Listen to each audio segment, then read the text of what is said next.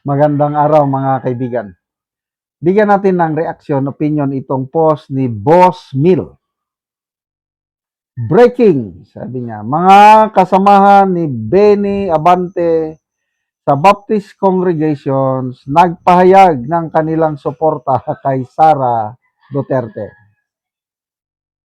Ang isang grupo ng mga church leaders at pastors mula sa iba't ibang Baptist congregations kasabay ng paglilinaw na hindi umano kumakatawan sa kanilang hanay si Benny Abante. Sa isang nilagdaang manifesto, ipinahayag ng 12 ng religious leaders ang kanilang buong suporta sa pamilya Duterte, partikular kay Vice President Sara Duterte sa gitna ng umiigting na tensyon politikal sa bansa. Ayon sa dokumento, ang manifesto ay ipresenta sa pamamagitan ni Harold James Duterte at nilagdaan ng mga pastor at leader mula sa 75 Pilgrim Bible Baptist Churches, kasama ang iba pang kaanib ng simbahan mula sa Luzon, Visayas at Mindanao. Sa kanilang pahayag, iginiit ng grupo ang kanilang paninindigan laban sa korupsyon at ipinahayag ang suporta sa panawagan ng Vice Presidente para panagutin, lalo na kaugnay sa umano'y mga irregularidad sa mga proyektong flood control at iba pang isyo ng pamahalaan. Binigyan din ng manifesto na nananatiling matatag at hindi natinag si Vice President Duterte sa kabila ng mga tinatawag nilang political attacks. Nag-alay din ng grupo ng panalangin para sa kanyang kaligtasan, lakas at katatagan.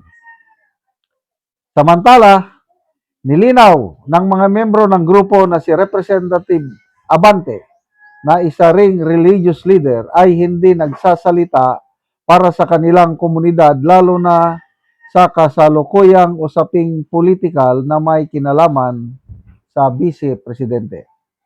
Makikita rin sa mga inilabas na larawan ang mga pastor na personal na nag-abot ng manifesto sa tanggapan ni Representative Harold Duterte habang nakataas ang kamao habang simbolo pagkakaisa at suporta. Ganun ba?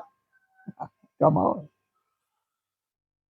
Bagamat walang direktang batikos kay Representative Abante sa dokumento, malinaw ang layunin ng grupo na ihiwalay ang kanilang posisyon mula sa mambabatas.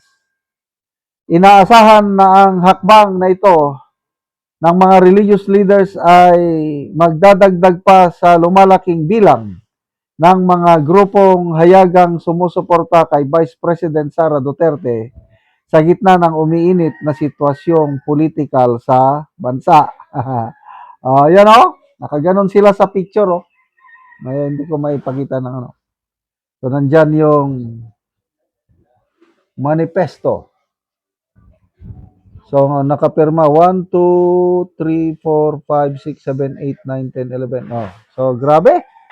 Salamat po sa mga Baptist leaders, pastors na ito.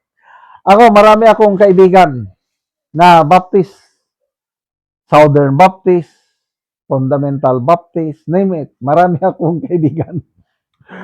Pag nagbasa ako ng mga posts, yung mga comments, kikita ko yung mga pangalan nila. Very active sila sa social media, nagko-comment laban sa Administrasyong Marcos, pabor kay VP Sara, and of course, sa mga Duterte.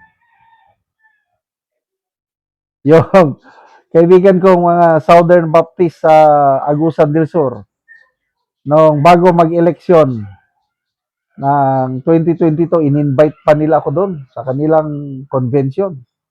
Pinagsalita nila ako tungkol sa politika. Kaya lang, yung mga Baptist na yun, sumusuporta kay yung unity team. Noong latest kaming nagkita nung December ata, sabi ng Baptist leaders, Nabudol tayo, General. O nga, grabing pagkabudol ang hina ng presidenteng ito. Sabi nila. Well, wala tayong magawa. Nasa huli ang pagsisisi. Oh, ano ngayon? Bishop Abante, pasok! Hindi lahat ng mga, dito sa Mindanao, mayroon pang malaking grupo. MELC, ang tawag nila. Mindanao Evangelical Leaders Council. Ito naman yung mga iba't ibang simbahan na ito. Kasi ang Baptist, matawag din na evangelical yan, Southern Baptist. So, yung chairman at president, mga bishop, kilala ko. Nako, very vocal sila against corruption. Kasi sabi nila na God hates corruption. At ang gobyernong ito, talamak ng corruption, it must be stopped. May mga nagpayag sila ng manifesto nung kasagsagan nitong flood control na scam na galit ang Diyos sa korupsyon. So, dumarami na ang kongregasyon na sumusuporta kay BP. Of course, yung Iglesia ni Cristo, ano na yan, made na yan. Huwag, kailangan pa bang itanong yan? Hindi na. Kasi sa 2028, sigurado, ang endorso ng Iglesia ni Cristo, walang iba kundi si BP Sara. Ano pa? Of course, KOJC. Ito, mga Baptist, mga Evangelicals. Yung PCEC ba yun? Philippine Council for Evangelical. Hindi, basta merong isang bishop yung naging testigo sa Brave 18 Marines, yung affidavit. Bishop yun eh. Malaking kongregasyon nila. Evangelical churches. Ano rin yun? Anti-corruption yun. Pro-Duterte. Kaya, wala na. I don't know kung anong reaksyon nito ni Bishop Abante. Basta, salamat sa mga Baptist pastors and leaders na sumusuporta kay BP Sara. Salamat mga kaibigan sa inyong pagsubaybay sa ating channel. Nakakatulong kayo ng malaki sa tribong Talandig ng Bukidnon dahil ang sweldo natin sa channel na ito is pantulong po sa tribo. Namimigay tayo ng libreng yero at pako para makapagpatayo sila ng mas maayos na tirahan. Panoorin nyo ang video na ito. Yan ako sa balay sa natabangan na mo gyero. So muna niya ang itsura sa kadag ko sa buslot sa iyang balay. So mga buslot na gyud, so karon magatop na gyud ni sila.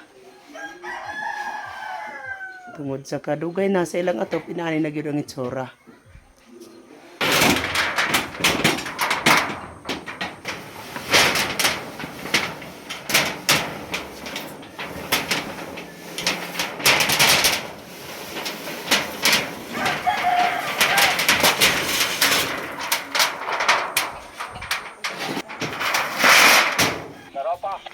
Karon mo na ni ang hero nga mong gihatag nga ilang iatop karon.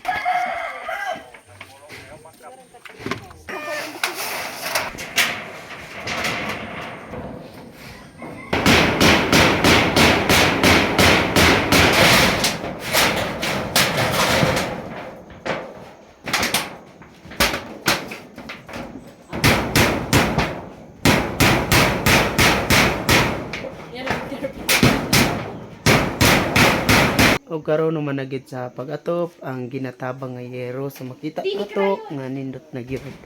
Atop na gyud sila.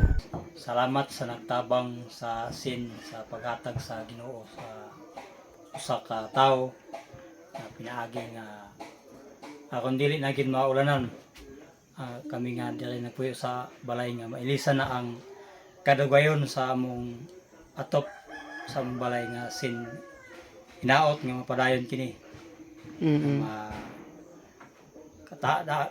Naapay mga tao nga matabangan pag yun. So, Mi sa sunod. so pila na to katuig ang imong atop Bali na puro na to katuig ang akong atop sa akong balay niya. bago pa napulihan? Ay pag yun nailisan kay tungod sa kawadon. Dili ta kapaka-afford sa pagpalit sa sin. Oo, so salamat Salamat kaayo. sa nagtabang ug sa Ginoo nga naghatag og instrumento nga matabangan ang sama sa mga tao.